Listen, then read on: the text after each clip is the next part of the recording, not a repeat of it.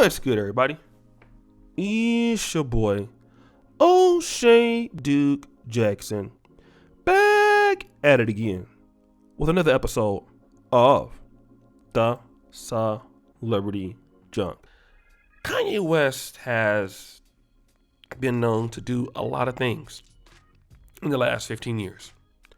I would say, he's become a billionaire, his Yeezy brand, a lot of, interesting things, running for president.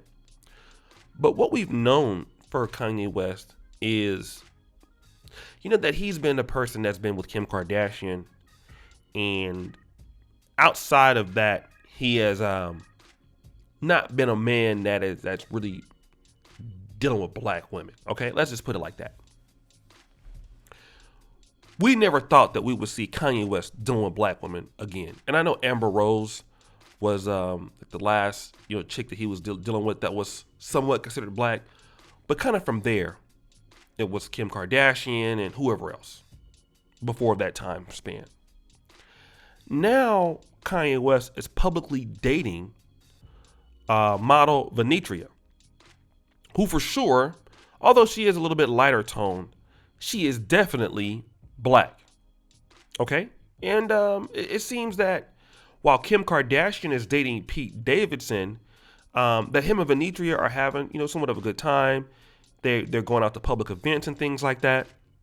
And I guess what I want to talk about today is the black male perspective of it all. Because I think a lot of times, a lot of black men get pushed in the box or get pushed in a box when it comes to nationality and ethnicity and preference. When a black man is dating a white woman, especially black men that have a lot of money or black men that are educated and choose to date out, is it that this guy that is dating out, that's a professional black man, or he's an athlete, or he's an entertainer, is he dating out because he doesn't like black women? Okay. Now, many times guys won't answer this question in public. I talk to many brothers in private. What I have found out for black men who are, in interracial marriages or interracial relationships, a lot of times, just like anywhere in life, you're dealing with what's in proximity. For example, there are many Africans here in Poland. Now there are more women in that's equivalent to the men that are here from Africa. That means Ethiopian women and Zimbabwean or Nigerian women. But before that, what you saw coming to Poland historically was a lot of African men in comparison to the women. So you would see a lot of interracial marriages between Nigerian men and Polish women, Zimbabwean men and Polish women, but really Nigerian, right? But was that because those Nigerian men didn't like black women? No, it was a proximity thing, okay?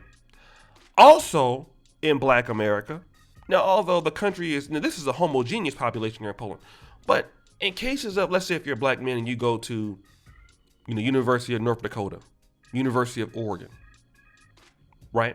University of Washington, some places in California. The higher you go educationally, the more likely you are to deal with people that are not black. If you live in Sacramento, which is a very diverse city, you go to UC Davis or Sacramento State, it's a good chance that you're going to be dealing with a lot of women that are not black. It's just the reality, right? So a lot of guys date what's in their proximity, but you have certain guys like me who have a preference, who will stick to the black community and things like that. But everybody's not like me. Okay, everybody's not like me. You're going to have people who are going to date out and do their thing, which is completely fine.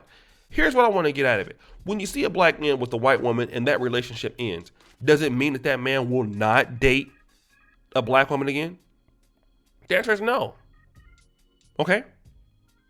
I think that somebody like Kanye West, even though he's problematic and he would prefer to be with Kim Kardashian, what are we seeing? We're seeing that he has a lot of options to date.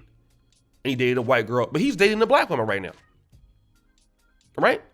And it has to do a lot of times with the treatment that a woman is giving a man. Okay? And I think that if a lot of black women want to deal with the athletes of the world, or if you want to deal with high value guys, which was Kevin Samuels, he wouldn't consider Kanye West one, but I mean, it's art. You can debate about it because he is a billionaire now, right? But if you look at Venetra and you look at her Instagram, she don't look like the rest of the chicks you see in the black world. All right? She has a certain level of class about herself. All right? I'm just going to be honest. She doesn't look like she's hood ratting it up. Okay? She looks like a woman that wants to compete. She looks like a woman that is very well kept. A woman that's not really so active on Instagram and things like that. She and she looks like she's a, thin, in shape. Which goes to talk about also what a lot of black men are looking for to have a lot of money. A lot of black men who have money are looking for women who are height, weight, proportional, not always hella thick, but a woman who looks very feminine, a woman who acts very feminine. That's what a lot of black men are looking for that are doing very well in life. And would you look at Venetra and she's coming out and say, hey, Kanye, I check all of these boxes. You don't need to go to this other groups of women when I can suffice that for you. I can fill that need. And this is something in the black community we have to understand. We have a lot of potential for black business. I was talking about that with Brother George last night. We are so busy begging and not trying to meet the needs of the consumers that we have, even in very simple businesses, food or whatever, that if we would meet that need, we would be overwhelmed with orders. We would be overwhelmed with everything. Our people wouldn't have to go to the BJ's and the Fridays and stuff like that if we did a good business. But what's happening is that we don't want to compete as a society, so we lose our people. When women start wanting to compete for their men, as we are looking at right now with this young lady here, she presenting herself, now she is a model. Now she does have some, photos there, but you can tell that she's a woman that is trying to be on the classy side of that. That's what he's looking for. He's not looking for an IG booty model, a twerk machine. And you have black women out there in black America who want to compete on the international standard for a high value or a high net worth man. What I'm seeing is in black America, we have a great number of women who feel that they're entitled to this man and they don't want to compete. If black people as a whole if we competed on the international standard for black people, we would get more customers. For example, just like my YouTube videos, our editing on this channel, you guys remember where I was at 3 years ago. I was dusty here on YouTube, but our editing and our production is on an international standard now. So I give you a reason to keep coming back onto the videos. We're trying to improve. We're trying to impress our black male subscribers, or all of our subscribers.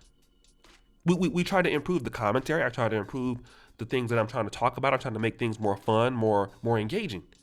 So I give you a reason to keep coming back to my content every day, versus just throwing up anything, no thumbnail, just weaving and selling, just dusting it up. So when the women do that, the men will choose you more. When the men do that, the women will choose you more. When the businesses do that, the people will choose you more. But when you feel that you don't need to do anything, and people are going to choose other folks. I think that Kanye West is proof that, hey, if you're a black woman and a certain size that I like, you get chosen over anybody else. There are many black men who will happily make that choice, but for the women that are willing to compete for these guys. I think we have enough evidence to show that. And even still with the lack of competition, black men are still marrying black women at a high rate. Just think of if you had that, what else would you get? But guys, what do you think? It's your boy, O'Shea Duke Jackson, back at it again with another episode of The Celebrity Junk. I really appreciate you for all that you do. Subscribe, hit the bell, check out the first comment at the top. And as you know, the buffoonery remains at an all-time high. I'm out.